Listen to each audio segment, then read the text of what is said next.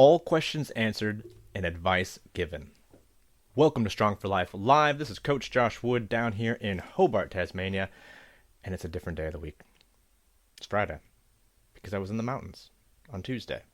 So it's 2:49 on the 4th of August. Different day, different episode style. So, I started off with a statement. All questions answered and advice given. And there is a story to this. So first of all, this is a Q&A episode, and questions were submitted through the Become Strong for Life Facebook group, where we do most of our community conversation. And I wanted to know what people didn't really understand about health and fitness or about training. So I've got a handful of good questions here. I will try to answer them in the most concise way I can, and then we can follow up on another Q&A episode or within the group. So some good questions, but first, a story. All questions answered and advice given. When I was 18, I was almost done with high school, and I bought myself a backpack and a one-way ticket to Ireland, with the goal of wandering until I couldn't wander anymore. One of my first stops was in Belfast, Northern Ireland, where I spent about a month. And during that time, as part of my coming-of-age adventures, I spent some time busking. And at the time, I didn't have any real skills. 18-year-old, fresh out of high school, nowhere to go, no plans, no money, no real skills. At a later point in my life, I did spend a fair bit of time busking in Canada, playing Irish music on the tin whistle. At this point, I didn't have that skill. So I was like, what can I do? How can I make money? Because you have to have money to go anywhere. And so what I did is I found an old plank of wood, and I made a sign, and I found milk crate. I don't think they make soap boxes anymore. It was a milk crate. And I put myself out in front of a shopping center. And I put up my sign and I sat on my milk crate. My sign said, all questions answered and advice given for £1. And I spent some time answering questions and giving advice to the best of my capacity. And that was a very memorable experience during my early life grand adventures. So that's where that actual story comes from, where that phrase comes from. Now, this isn't a podcast about my life. This is a podcast to answer your questions and make sure that you come away with some answers or some answers and some more good questions. So let's just take a quick look here. I've got a list. That way I don't forget anything or anyone. Let's start with the question from Pauline. So Pauline is actually part of the Lean for Life 2023 weight loss challenge. And she has a good question. To build muscle or lose weight, what do I need to do? Is it about heavier lifting or doing more reps? Am I better lifting as heavy as possible and struggling to meet reps, or go lighter and do an extra set? This is primarily with the perspective of trying to build muscle. Okay, so her question is about what is the best option if I'm trying to build muscle? Basically, more reps or more weight, as opposed to would there be a difference if it was about weight loss? So good question. You hear this a lot, and it depends. This will always be my answer. It depends. It's one of those nuanced topics. So let's say, in general, if you are trying to build muscle, you need to be working between, let's say, 6 and 30 repetitions per set, working within 2 to 3 reps of failure consistently, basically all the time. And then you have to recover from that, which means you need to be sleeping, managing your stress, and eating appropriately. So if you want to build muscle, you have to be in a calorie surplus because you are building tissue. So that means whatever you decide to do, you need to be working between 5 and 30 reps at 2 to 3 in reserve, so near failure, consistently and ongoing. If the weight is lighter, Then you'll be able to do more reps and you'll probably recover better. Volume is important. So you can gain just as much muscle mass lifting heavy. You can gain just as much lifting lighter if you're in that rep range. The problem is the mass is more so related to the volume, and that's just a few mechanisms. I'm going to try not to go too far into this, but if we just say that the amount of tension that you put your muscles under is probably one of the key factors in triggering muscle growth, we call it hypertrophy. Hypertrophy is the growing of tissue. We need to put the muscles under tension, and we need that tension to be of a certain length of time. And so if you do a set of 30, and if you're doing it properly, when you're nearly hitting failure close to 30 reps, that's a very long time. It's very easy to hit failure or close to failure lifting really heavy for 1, 2, 3, 4, 5 reps. So the problem is the more time you put your muscles under tension, the bigger the stimulus for muscle growth. So you can do it with heavy, but you're going to have to do a lot of sets, which means a lot of rest in between because you are fatigued quite heavily from heavy lifting. Whereas you could do 3 sets of 15 to near failure, and it'll be hard, and you'll feel the burn. But you probably only need 2 minutes rest in between. And you can do that consistently. Whereas to get those same 45 reps at the right amount of tension, how many sets of 5 are you going to do? You can do 9 sets of 5? So equating for volume is tricky. Getting the right stimulus is not too terribly hard.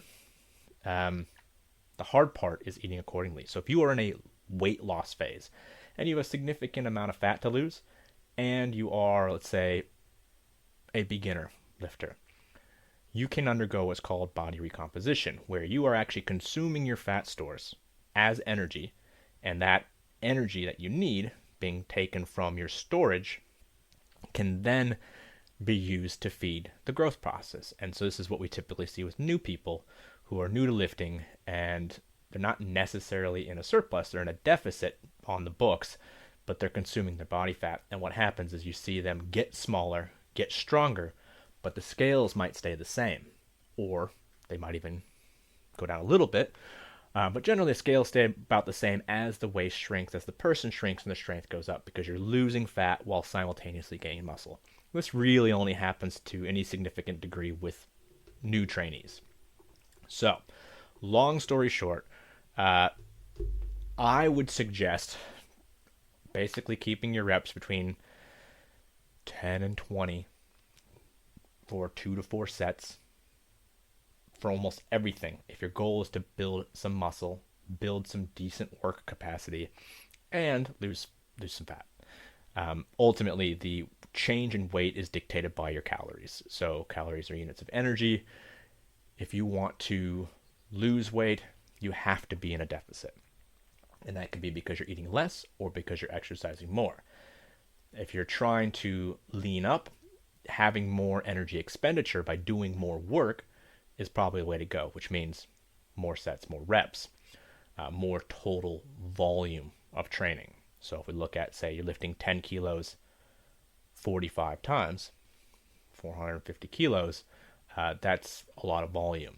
Whereas if you're only lifting, 100 kilos for 3 singles, well, it's still 300 kilos. So the total volume of workload is less with strength training typically.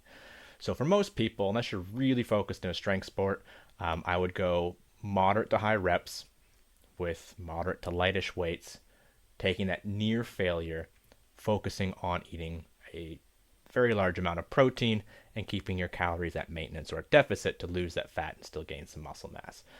But what most people want to see is visible muscle. They want to see muscle as opposed to, I don't know. People are always like, I want to build muscle. And you can have heaps of muscle under your body fat, but if you can't see it, what is it doing for you? It can be very functional, but ultimately most people, when they say they want to build muscle, means they want to see muscle. Some people will confuse this with toning, which is not a real thing, but just basically means you want to have visible mass. You want to see the curvature of the shoulders and the bicep, and you might want to see a bit of definition in the thighs. That visible muscle mass is what most people are after. And the number one way to have visible muscle mass is to lose body fat that's covering it. So I hope that's not too complex or too question raising, but if you do have more questions on that topic, we might have to go into a full depth podcast on that topic. It's a big one. Now, we have a question from Dave, and Dave asks about periodization. Periodization is a fairly complex term. It's a little bit more advanced. Most people don't look at periodization when it comes to your average personal trainer or your average gym session. Periodization doesn't usually come into the picture. Basically, periodization is just broadly referring to training that is structured around periods of progressive loading and training stress followed by rest. The whole idea is to prevent burnout and plateaus, to prevent injury. We're just basically looking at how programming is structured over long periods of time, and we can break that into macro at the big ends, mesocycles, and then microcycles. So different units of time that we program over. And so periodization is any time that we're looking at basically changing our programming over time to accommodate recovery. It's all about fatigue management. And so it would be something like if I'm planning 12 weeks for a strength test, I'll say a powerlifting meet, programming different levels of intensity, ramping up the strength component. So slowly over time, ramping up we call this peaking, ramping up the amount of high intensity, low volume training. So lifting heavy that we do over time comes up, it tapers up, it peaks, and then we accommodate for rest prior to testing. In hypertrophy training, it would be periods of increasing intensity, working through 3 in reserve, 2, 1 in reserve, max out, deload. That's periodization. So changing the intensity and rest over time to make sure we're not running into burnout, plateaus, or injury. So it's a fairly advanced thing with programming because you're looking at long time periods. I do most of my hypertrophy training in 4 to 6 week blocks with planned deloads. I like that system a lot. I do a lot of strength programming over 3 to 6 months. I've got Gemma. She's one of my running athletes, former powerlifter, now runner. I've programmed hers over like 30 weeks. So just over 6 months, looking at how she's going to be recovering and hitting certain volumes of running for an upcoming half marathon up a mountain. So that's just the general idea of periodization. It's essentially just how we manage training load and fatigue over a time period. And there's a bunch of other jargon and things we get into, but I don't probably need to go into that. So if you do have questions, again, shoot me a message, drop a comment. If you want me to go over this stuff in more depth, happy to, but it'll take time. Okay, so that's muscle gain. We had periodization. Haley asks when to deload. Oh boy. Deloading you kind of bring in as part of periodization if you're planning in advance. If we don't have planned deloads, you basically have to look at your recovery, and then you would deload when your recovery is suffering. So let's say you've been training last year. Last year, I did a 16-week strength progression. I used a 5-3-1 template using percentages of my 1 rep max to train up for a strongman competition. And I hadn't done any focused strength training like that in years since I powerlifted. Probably been 6 years at that point. But I had somebody that I needed to beat. So I was like, okay, I'm going to plan this out. And so I took the deloads out of a program that I would normally do, saving me 3 weeks, I guess, when I usually do that at the end of a 4th or 5th week. And then that system really pushed my ability to recover. But I did it, and I progressed pretty much every single week But then I had to take 2 weeks off training before I was functional again. So that was sort of forced deload. Generally, we deload either in advance, which has its pros and cons. If we have planned deloads, you may get to a deload period and you don't need it. You could push through and get better gains, whether that's muscle growth or that's strength gains. If you are not an athlete, I almost always do planned deloads because you're not on a timeline. Your timeline is forever. Your timeline is life. So we cut deloads when they're not necessary or don't plan for them if we're not on a strict timeline.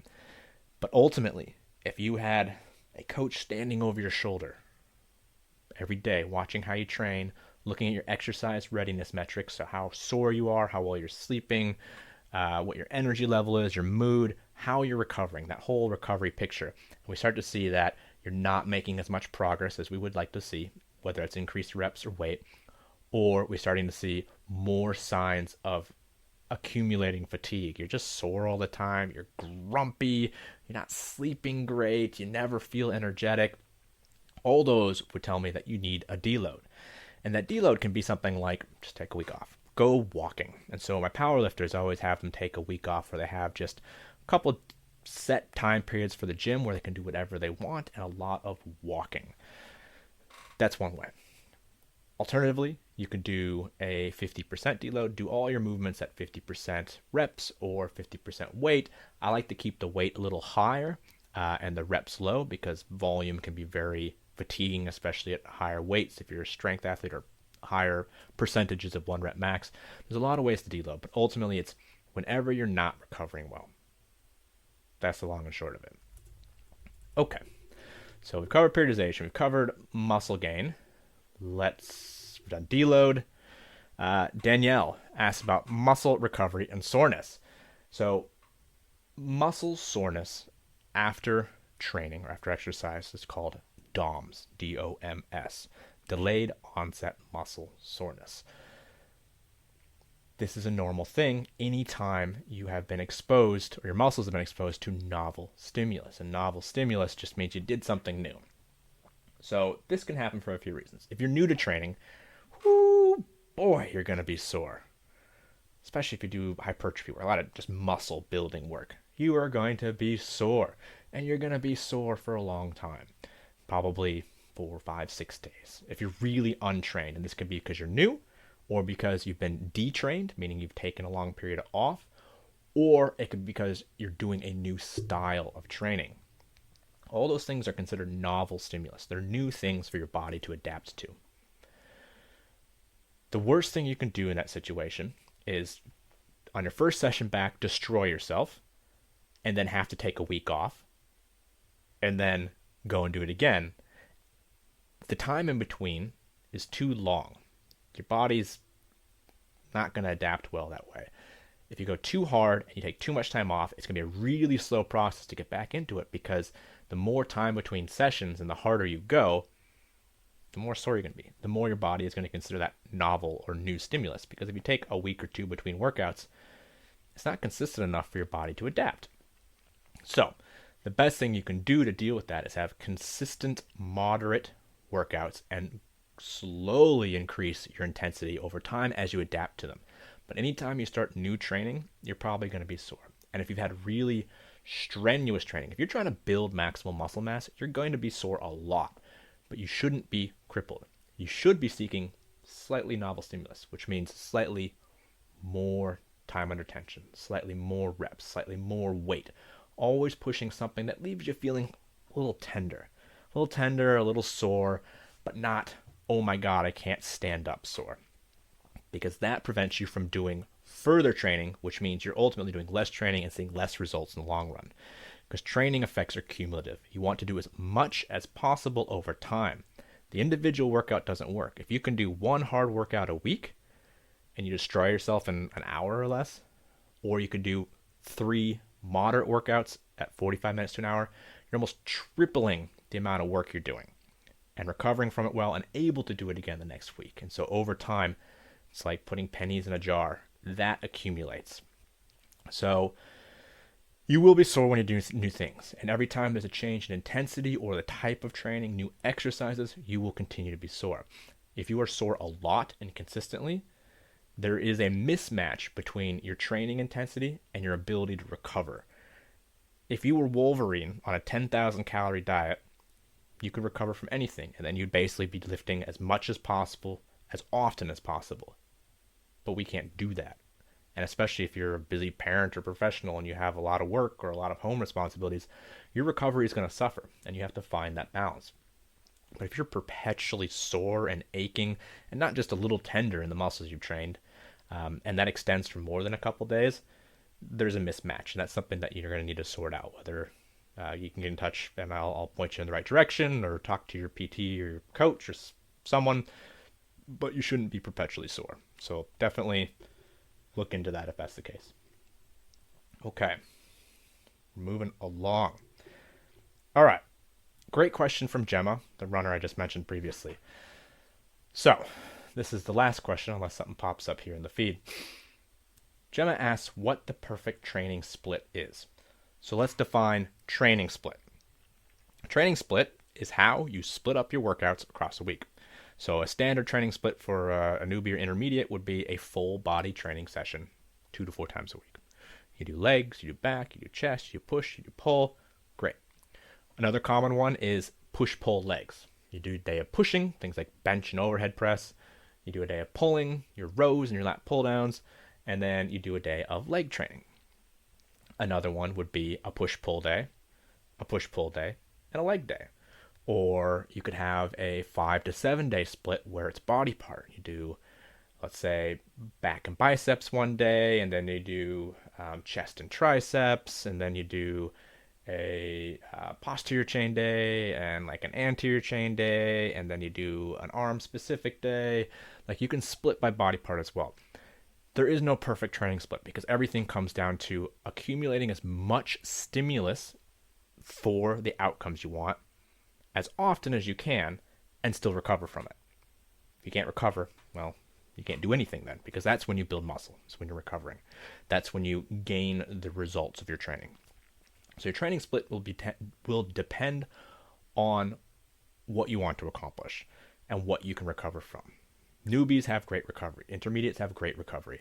You could do a full day split, 1 hour workout, where you do, say, some sort of squat, some sort of hinge, a push and a pull, and then maybe a bit of core work. 5 to 6 exercises, takes you about an hour. You could do that 3 to 4 times a week and recover well, depending on intensity level, depending on your recovery, because of everything else in your life. The best training split is the one you can do. Some people do great on 3 workouts a week. Some people need the stimulus of 6 or 7 to see results. And this is breaking into training age. Training age is sort of dictated by how linearly you are improving. Newbies improve like this. Every week, they're lifting more weight, gaining more mass, putting more reps on the bar, putting more reps in. Awesome. So newbies gain like this. That's a young training age. The more advanced your training age, the more that line looks like this. Your intermediates might not see rep or weight changes every week, but maybe every 2 weeks, every training cycle. Advanced athletes take way more stimulus, way more work to see the smallest gain. This is why you'll see professional strength athletes spend a year and try to put 5 kilos on the bar, whereas a newbie is putting 5-10 kilos on the bar on their deadlift every week. So training age is how adapted to training you are. The more adapted you are, the more advanced your training age, the more stimulus and more tiny little details matter. That's why high-level bodybuilders will do a full day just arms, because it takes a week for a body part to recover so they could hit it again. Because if it's not recovered well, hitting it again is not going to help. Which kind of brings me back to the soreness question, because that's one way to sort of judge how recovered you are. If you are sore going into a workout and you feel better once you start moving, you're doing great. If you start to feel worse, you're probably better off taking a rest. The other thing is, if you are incredibly sore, you're not going to perform well. So one of the things we know is that muscles that are in pain will not contract to their full potential. You can push through that, and through a good warm-up, you will get them firing well. And if the goal is volume, say you're doing glute training, like my booty building pilot team that we're working with right now, your glutes can handle a ton of volume. You could train them 4 to 6 days a week and they recover really well. Some muscles don't do as well. Some people don't do as well. And if you're perpetually sore, you're not getting as quality of workout as you need. You're not getting the quality volume and stimulus over time. It all comes back around recovery. And training splits are just a way to manage that across a week, making sure each body part or movement is recovered well enough for you to create that stimulus again and build as opposed to break down.